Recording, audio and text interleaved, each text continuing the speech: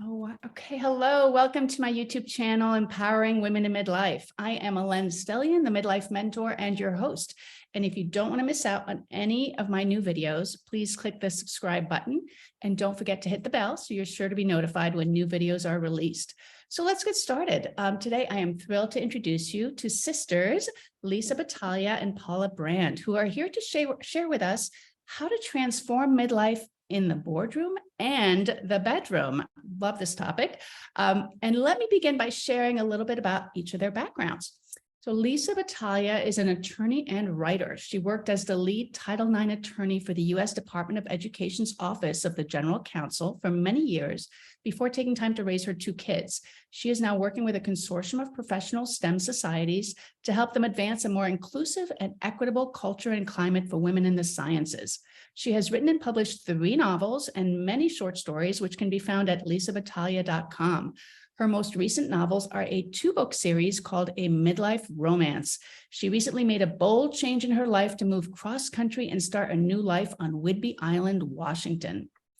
Now, Paula Battalia Brand, founder of Brand Career Management, is a global career coach and consultant, LinkedIn expert, speaker, trainer, and author with a background in human resources, workforce development, training, and career counseling. She speaks to groups and provides individual career coaching on using LinkedIn effectively, managing a successful career, and navigating through career transitions with a focus on empowering mid-career women to achieve career satisfaction. Paula recently released her first book on navigating career transitions, titled The Purple Parachute, A Woman's Guide to Navigating the Winds of Career Change. There it is. This do-it-yourself guidebook walks you through a step-by-step process to learn about yourself and move you through career transitions successfully. And you can learn more about Paula on her website, which is purple-parachute.com. And I'll put the websites and lots of other links in the description for this video. So Lisa and Paula, welcome. I have been so looking forward to our conversation today. Thank you so much for having us. Yes, so glad to be here. So let's start it right off with, you are both writers and you have both written books that empower women. So what made you decide to do that? If you don't mind, I'll chime in first. And I would say that I had 3 major motivations to write this book. One was, to be honest, saying the same thing over and over again to different clients, just giving the same sort of strategies and advice, and thinking that it would make a lot more sense to record this so that it was there for prosperity and that more people could benefit from it, which I guess rolls into reason number 2, which is trying to reach more people, and knowing as one person, you can only meet so many people in your lifetime, but zillions of people could read your book without having to meet you. So I felt like I would have bigger reach. And ultimately, I really, like you, want to focus on empowering women, especially midlife. I say mid-career, but midlife, mid-career, I think it's all kind of very similar. That's I want to help level the playing field. I want women to succeed in the workplace, and so it spoke to my value as well, and my mission. Yeah, I hear so many of us, when we find ourselves repeating ourselves as coaches over and over again, it definitely feels like, okay, maybe it's time for me to write this down and have somewhere I can send people, rather than spending my time repeating myself. And the reaching the wider audience totally resonates with me too. I mean, when you feel passionately about what you've got to share, how can you share it with more women? How can you share that gift? So fabulous, fabulous. What about you, Lisa? So I would say that I had no intention of empowering women when I started writing. I was just trying to empower myself. Love the honesty. Love it.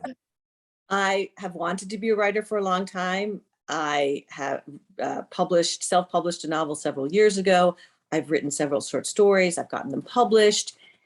And despite all that, I struggle to call myself a writer, right? I remember a best friend of mine saying, well, I have this manuscript in front of me. I guess you're a writer, but you really struggle with that.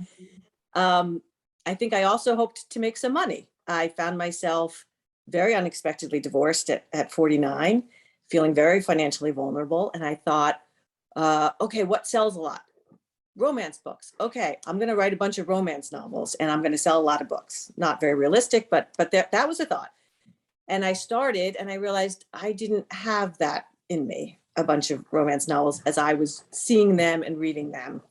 I really wanted to write a book for women who are neglected, I feel like, often neglected by romance novels, women in midlife, women whose lives are complicated, women whose lives, romance would be a complication when they are a single mom and re-entering the workforce and juggling all those responsibilities and recovering from divorce and meeting a man who has his own set of complications and may have children and his own history. And so I was intrigued to write a book for those women. And so it kind of became my story, fictionalized, of course, lots not true, but my story of a woman who slowly and not easily regains her, confidence, turns devastation into something new and powerful. So my romance, quote unquote, romance novel does not fit neatly into the romance genre. But I felt increasingly empowered as I felt I was putting into the world a story that could be very empowering to women in midlife, and they could see themselves in the story, they could see possibilities, and they could see a way to transformation and renewal in their life. So it became a process of empowerment, both for me and hopefully for the readers of the book. It's funny how you say that it's kind of your story, but fictionalized, because like I would love to write a novel, but I don't know if it's a failure of imagination, but I literally trying to come up with characters that are not, oh, well, that's my girlfriend, this, and that's the, it's to me, it's amazing when I read, and I have started reading your book, by the way, which is exciting. It's such a gift, such a talent to be able to conjure up characters who are not like other people would be like, isn't that your sister? Or isn't that like, so I'm amazed that you're might able to say, do that. That's me, isn't that? Or people might, but in fact, the beauty of writing is that, I feel like you have to write from what you know. And yet, of course, as you write, your characters become themselves. And they grow and they speak to you, and it's quite a beautiful experience for that to take over. I've not really tried writing a novel, but I've heard that said that it takes a life of its own. Like these people kind of become their own people, and sometimes they even drive the they tell you who they are. Yeah, amazing. Wow. Well, congrats to you both. And so interesting that both of you published at the same time. I mean, were you talking about the fact that you were both looking to publish books, and did you find a way to collaborate with each other and support each other through the writing process, the publication process, and now once the books are out? Definitely. So I'll answer your question, but I do want to just say about the last question that I am like you, Ellen. My book is not fiction. I can't imagine writing a fiction book. Right. I don't know how Lisa did it. I have no interest in creating characters. I'm really good at sharing information, but you have to find your strengths. Have to find your strengths. But I would say, we definitely collaborated early on. Lisa was the first person that I let read my book. And of course that was scary. And I had written the first 2 chapters, and I just wanted to see from someone who has written books and short stories, should I keep going, basically, is what I just wanted to hear a little bit of feedback. And so she was the perfect person, because she's always been a supportive sister and she was a writer. So that just seemed a natural fit. And then I wouldn't say we were as in touch as much through the writing process itself, but once we got to the publishing process, it was really helpful to have support. We ended up using the same company, so it was helpful to say, like, hey, have you gotten your ISBN number with them? And hey, I didn't, and last week they did this, and so that helped. And then ultimately, when we didn't really plan it from the beginning to launch at the same time, but once it became clear from working with the company that they were going to come out at least within the same 30 days, it seemed like a no-brainer to do a book launch and then support each other in the initial marketing. What about you, Lisa? What would you say? it's kind of funny. So I'm the big sister and Paula's my baby sister. And I still sometimes make the mistake of calling her my baby sister. Oh. And I think throughout, our whole lives, we've been really good friends and have supported each other, but I always saw myself in the big sister role. But in this, we were really equals. And that was really beautiful. And Paula is much more organized and driven in some ways and really good. So for me, the accountability piece was amazing. She kept me accountable. She kept me on task. We edited each other's work. And then we really did, we shared resources for publishing and marketing, which is such a difficult thing.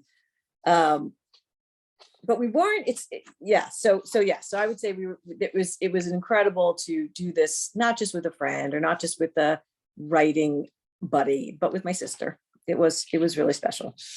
And it sounds like you've done a few of these talks together. Yes. You go ahead, Lisa. I think that we wound up, once we realized we were publishing together, our mother and sister, there's 4 girls in our family, but our mother and sister live in the same town.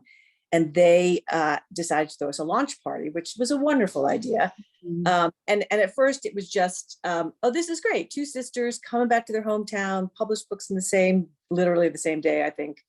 How cool is that? And then it wound up being so much more. I mean, it was this room filled with all the people in our life. We're decades of history in a town with our family. And this room was filled with women who knew us and just there to support us. And in the process of doing that, we really came to our aha moment that, wow, we've actually done something special here. We've both written books, remarkably different books, but books about empowering women as we felt empowered in that room with that group of women who were there, just to support us, to support my mother, to support our sisters. It was quite remarkable. That sounds amazing. So, and what a gift to be able to come together like that and have your family support you. That's wonderful. So your books are very different. Obviously, one of them is nonfiction and more sort of, advice and career focused, and the other one is fiction and romance. But do you see overlaps? Do you see common themes? Do you see, I don't know, some things that clearly resonate in both books? Definitely. And I think even though the topics are very different, it became more obvious of the overlapping themes of empowering midlife women. And I think it became more obvious after creating the books, because when you're in the thick of creating the book, you should be thinking about marketing. I know everyone says you should be thinking about marketing before you put first page down, but in reality, it's pretty overwhelming to get the book written. So I don't think we saw it during the process as much, but once we started to plan the book events and at bookstores and book launches, it suddenly became very obvious. And so we thought, oh, well, we can work with this, What would you say, Lisa? Yeah. So, we had, as I said, we almost had this aha moment. For me, it was about empowering women in the bedroom. And for Paula, it was about empowering women in the boardroom. But as we like to say, but there really is this common theme of helping women take control of their lives and, forging a new direction. And you can do that in remarkably different ways, but it's such an important thing to do in midlife and not to lose sight of. Amazing. So were there specific themes you can describe for us where you saw those overlaps? Sure. I think we decided there was 5 major themes that presented themselves in both of our books, and I'll just list them and then we'll go into a little bit more detail. First was identify your values. Second was put yourself first. Third was embrace your superpowers. And sort of along with that, number 4 is stop discounting your strengths. And the 5th was just how important it is to build your confidence, or in some cases, like Lisa's main character is rebuilding confidence, because she had confidence, she had a career, she had a family, she lost some of those things, and then she had to regain her confidence. So those are the 5 major themes, and I can let Lisa, we can both chime in, but I'll let Lisa speak more to number 1, identifying your values. Yeah, to me, this, this is one of these funny things that sounds easy and obvious, right? We should all be identifying our values. But it wasn't until I was writing this book and considering how my protagonist, my main character, Lori, how off track she had gotten from her values. And that was a really big part of the story, her sort of having to dig deep to re-understand those. And in my own life, I know COVID, it was such a terrible time for people, but it actually, one of those silver linings is it provided a lot of quiet space and time. And I actually wound up in a midlife support coaching group that met, the woman that led it was in Australia at 6 o'clock in the morning the day after, and I was in Maryland in the afternoon the day before, and working with some women in Ireland and England and other places. And that's what we did. And I realized, oh my God, I can't believe I've gone this far in my life without stopping and thinking about what are my values. And it's hard work, and it's very intentional work, which I think is why it often doesn't get done, because we don't give ourselves that time. But what is really important to me? What brings me joy? Where and why have I pushed those things aside? And so my protagonist goes through that journey, as I was in many ways going through that journey. Embarrassingly late in life, but it's never too late. Yeah. And I think that would resonate with so many women. I mean, the women I coach, and I'm sure Paula coaches too, where we, and I know that's part of the next theme, but the idea of we never put ourselves first. It's always about it. And so but it diminishes the opportunity for us to look at ourselves, to spend time with ourselves, and to see where we are at this time of life. I think midlife is such an amazing time to come to some big aha moments, I think, and some big realizations about who we are and what we're capable of, and what future we want to create for ourselves. So that feels so powerful for me too. And that there still is a big future. I mean, I think we kind of get caught up in this idea that women are over at midlife, and it's just, it could be the beginning of amazing things that you finally have time for. I totally agree. Yes. Yeah. And if you don't mind, I'll just add to the first, identify your values for careers. It's so important for career management, as I'm sure both of you know, but most people don't get the connection. Most people like values. What does that have to do with my career? And I always explain it like this: if you are, say, an eco-friendly, environmental, friendly person, you don't want to work at a place that is hurting the environment, maybe an oil company that's been accused of oil spills and not cleaning them up properly or something like that. And a lot of people say, oh, well, I'm just the accountant there, right? But it doesn't matter. Like, eventually your unalignment, if you will, of not being in line with the company's values will eventually give you a stomachache every time you go to work, no matter what your role is. Yeah. So yeah, values are so important with careers. That makes so much sense. And that's such a good point, that we can't totally separate the two, the career values and personal values. And ideally, who wouldn't want to work in an environment, in a company that supports your personal values, where there is that alignment, and it's not, I don't think we can separate the two. I think it's so important to have those aligned. So thank you. That's a really good point. So the second theme that we identified was put yourself first. And again, my protagonist, my character, Lori, she comes to the realization that she has just put there's descriptions of, like, there's nothing left of her. That's everyone's needs came first. And it works. It often works for a long time. You are the head of a smooth sailing ship. Everyone else's needs are going well. The family's moving along, and sometimes it takes something really drastic that rocks that ship. For me, I actually suffered a very, very deep depression when I was still married, but those values weren't aligned with what my family was like. And then I had this devastating divorce, and I had to see that it wasn't sustainable to just put everyone's need first. And I think one of the major benefits of all that is my kids ultimately, right? Because by finally putting myself in the equation, by finally putting my needs, my dreams, what I wanted for life, my values, parenting with my values, as opposed to the values I was sort of feeling were the right ones for my, for my spouse at the time or whatever. I've really pushed my kids to be much more independent and to not rely on me so much. And that's been a huge benefit for all of us. I can now parent the way I want to parent. And what does that mean for them? And they've become, come into themselves so much more powerfully. So you think you're doing the right thing often, everyone else, but putting yourself in the equation, really, it benefits you tremendously. It's the only sustainable way to live, but you will see the impact on those around you as well, I think, in a very positive way. Yeah. And I it's so interesting. My middle name is sort of fix, manage, control, right. Which, is, and I think I've only recently realized how detrimental it is, not only to me, but to those around me, because it robs them of the opportunity to stand up for themselves, to make their own mistakes, to, grow and learn. And so it's not just about, oh, that's just so like, that just saps me of all my energy and really robs me of the opportunity to get to know myself and to really pursue my own dreams. Guess what?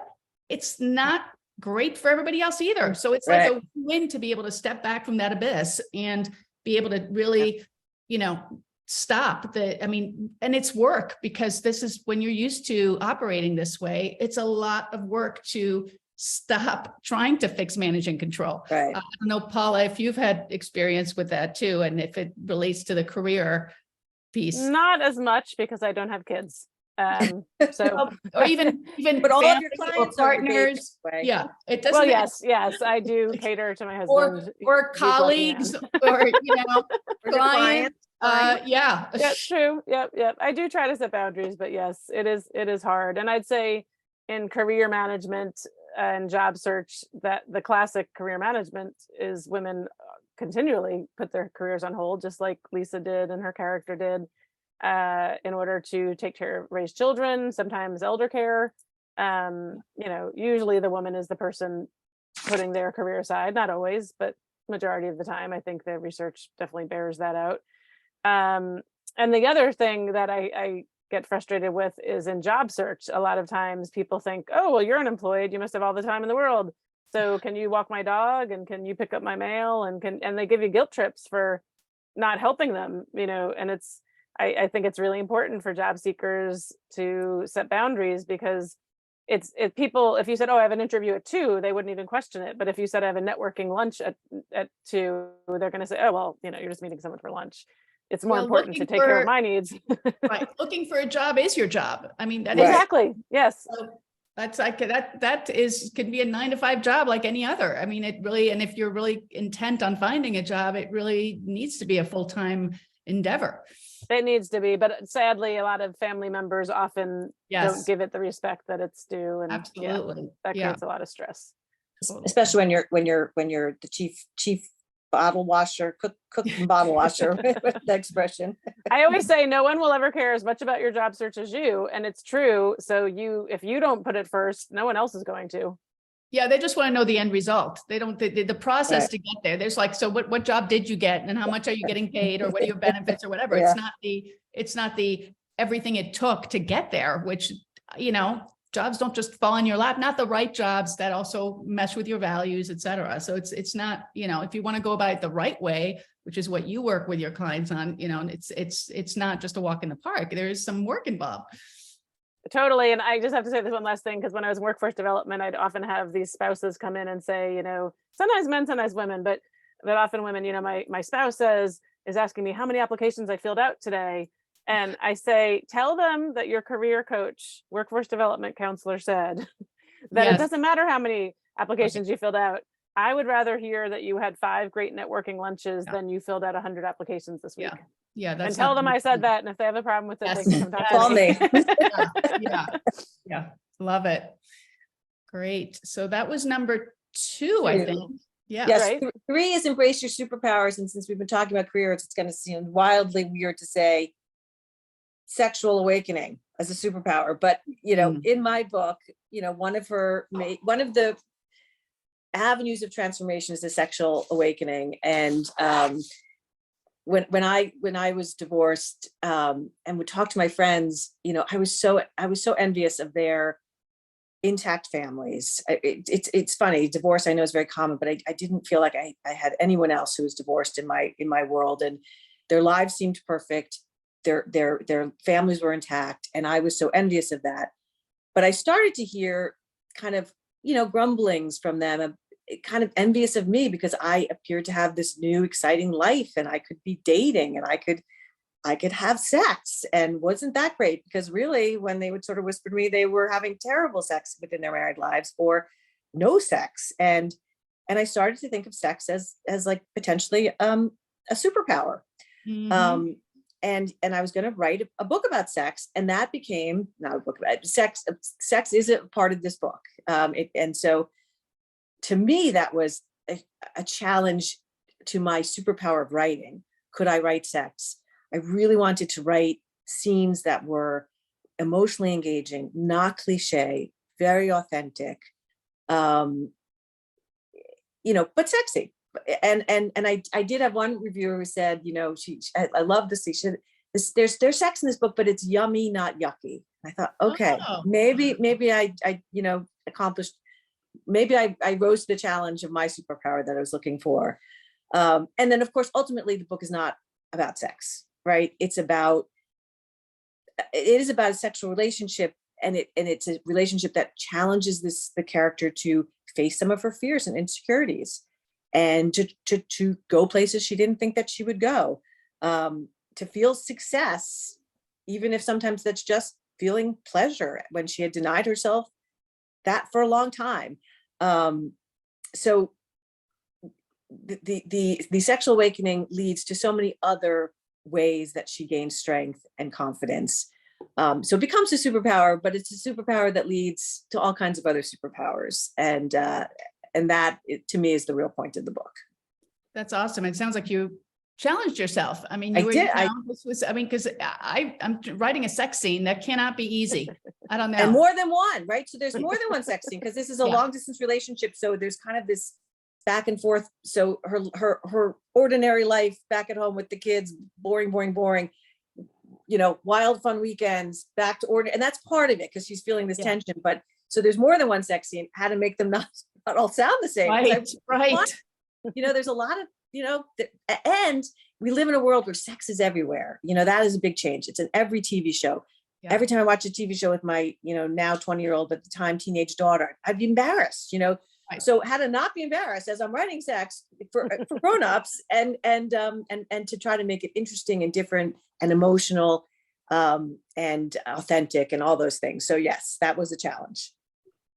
Well, I've read the book. I've read both books, and I will say you rose to the challenge. No pun intended. Thank you, baby sister. And I would just say to clear that, or just to address it with the career, you're definitely, first of all, most women discount their strengths, which kind of goes into the next one, but you're definitely going to have more success if you understand your strengths and leverage them rather than trying to alleviate any weakness. So yeah. I think you can sum it up that easily. Yeah. Embrace your superpower. And I found that too in my coaching, that it is the hardest piece is to get women to own up to their strengths and really, and then because superpower is nearly too strong a word for them. Like sometimes I have to just be like, to kind of dumb it down a little bit, because otherwise they're like, I don't have no superpowers. Right. So I got to be like, okay, well, what are you good at? I kind of have to use softer words. And then eventually we can work up to calling it a superpower, but it's, it's pulling teeth sometimes for women to really, you have some amazing talents and gifts, and it's important that you own them, because who will if you don't? Like, you need to feel it, even if you're getting compliments. So many of us are reject the compliments or discard them, or, oh, well, that was nothing or whatever. And also things that come easily to you somehow cannot be a strength, cannot be a superpower, because it's easy. So I didn't work for it. And that's such a defeating stance. So, And discounting the gifts that we're given. I mean, we are given certain gifts and talents. Yeah. That is the classic line. Oh, everyone's that good at that. Right. No, everyone's not as good as that. That's why everyone asks you for help with that. that's right. Yeah. Yeah. That's a great question, is what do people come to you for help with? Right. That's a classic. I love that. Okay. So I don't know where are we? So that is, We're so on that's 4. Yeah. fourth point, which is don't discount, don't discount your strengths. There's a scene in my, I think in book 1 or maybe book 2, where the Lori is being considered for a job. She's finally looking for a job after being out of the workforce for a long time. And I talk about, I think I really talk in the book, use this metaphor, a tape. And I think it's a very useful metaphor, this tape in your head that's unconsciously going all the time saying, I'm not young enough, I'm not smart enough, I'm not brave enough. There's a lot of, bravery that take these steps, and I'm not brave enough, and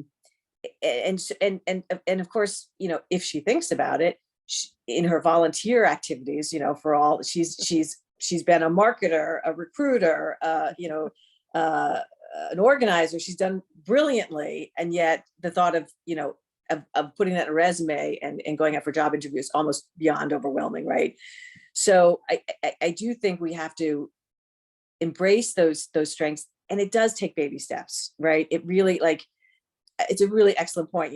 Don't start talking about superpowers. Like, how can I write a resume? Okay, how can I send that resume to some people? Like, I'm getting into the into the career stuff here, but in the that is a big part of this for many women. How do I re-enter the workforce? And people and women discount all of these incredible skills that they have developed as they've managed a household and done all of those, school related activities and community related activities and volunteer activities. And so we have to do that. Maybe it's baby steps, but you start and it builds on itself. And it's a very powerful movement forward if you can do that. Love that. And then the 5th one, you want to wrap it up, Lila? Basically, building confidence. Everything I think we've said is about how you build your confidence slowly and steadily. To, we hear this a lot, but it's really true. Pushing yourself out of your comfort zone. Start small, but pushing yourself out of your comfort zone. Maybe it means getting a job you never thought you'd go for, or succeeding at a job that you didn't think that you were good enough for, right? We often, women more than men, right? Isn't that classic? Women think that they can't do it, and women underassume that they can succeed, and men overassume, right? Yep. Maybe it's in the bedroom, maybe it's trying something new, maybe it's just starting a conversation with your partner about your sex life, and that seems unbearably scary, but you start those things, and little steps lead to greater confidence, which leads to greater success and greater happiness for yourself. I love that. And I definitely feel, I'm always encouraging women to explore, just to try new things, whether it's going on looking at meetups and looking at women's organizations, or trying new things. I just bought a ukulele 2 days ago. Like, literally, like I've always wanted to play an instrument. I played some piano when I was younger. I tried taking it up again as an adult, and I was just like, what's an easy, relatively instrument, and it's little and it's portable and I can carry it everywhere. I know. So I just said, I was trying to find a class, but you needed a ukulele, and I was like, it's like $100. I bought the ukulele, and I'm going to teach myself with YouTube videos, and we'll see where it goes, because I'm kind of like, I have no hobbies. So I was like, okay, what can I do? So it's just so funny. And this is what I mean. Just trying new things. I'm trying pickleball. I'm just, I just feel like so many of us have not even encouraged ourselves to develop hobbies or develop interests outside of work and our families and, and maybe volunteer stuff. But even that, I've, can go by the wayside. So, so kind of just taking little steps into exploration, and not feeling like you necessarily have to commit to something, but just try things. And that's also a great way to meet people. So, it actually goes full circle back to values, because a value can be bringing joy to your life. That it doesn't have to be some change the world necessarily, solve all the world's problems. Maybe that is your value, but a value can be I want more joyfulness in my life. What brings me joy? And it might be playing ukulele and not solving climate change, and that's okay. And that's powerful. Yeah. Yeah. Awesome. So I think the last question I have for you is, how do you feel like your books are helping women become empowered? I mean, you've talked about these themes, and do you feel like are you hearing from people that these books are resonating? Like, what is the impact you hope to have? You want to go first, Lisa? Okay. You go first. Okay. I would say I wrote The Purple Parachute for the same reason that that I want to empower women to take charge of their career. I mean, that's it in a nutshell. And from the feedback I'm getting, people are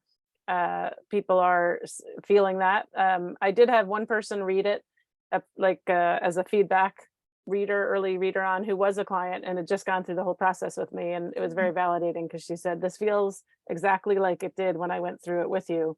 And was great, because that's what I was looking for. So I hope it empowers women to take charge of their careers.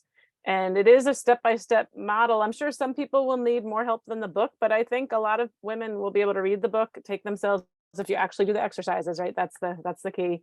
And actually do the work. It's not rocket science. It can be done, but it just takes time and intention. Mm-hmm. And I just want them to understand the strengths they have in executing a career plan. Love it. So that's my hope for anyone who reads it. About you, Lisa? So I have, my book is a romance book, and there's a rule in romance genres that you have to deliver a HEA. That's the acronym, happily ever after. Oh, but I believe it's the journey, right? It's the journey. And so I have hoped to put a story in the world that will empower women, not to give up on love, even after devastating losses, to embrace the complications that come with age, embrace them. Our lives do get more complicated, but it can make them so much more fulfilling, to embrace those, and to find that middle age is really just the beginning. And I have gotten some feedback, that particularly from women, saying it was so nice to see themselves in a book for once, and their complicated lives, and that they really enjoyed the journey that these characters were on. So that's my hope. Love it. Yeah. Beautiful, beautiful way to state it, both of you. And I know you've got some gifts for our viewers. Lisa, you're offering the first chapter of your book. It's actually more like the first three, to bring people in. First three chapters hopefully get you intrigued enough to want to read the rest of the story. Okay, great. And what about you, Paula? You're offering a workbook companion. It is. It's a workbook that pulls all of the questions and exercises from the book itself into a manual, if you will, or a workbook that puts them all in one place. And I would say that people could use that just to take themselves through the exercises. Also, I would say that people who run job clubs or women's book clubs could use the manual also to take their group through the questions easily. So it's written, there's some group activities, there's some individual activities, and I think that both of those audiences could benefit from the workbook. Wow, these are very valuable gifts. Thank you so much to both of you, and thank you for being with us and sharing your stories, your hopes, your goal to empower women. It's very, very powerful. And thank you, all of you, for watching. Again, our special thanks to Lisa and Pam for sharing their work and passion with us. And don't forget to check out the links I'll be putting in the description. And if you enjoy these videos, please subscribe to my YouTube channel. Don't forget to hit the bell so you're sure to be notified when new videos are released. And until then, be well and stay safe, everybody. Take care. Thanks, everyone.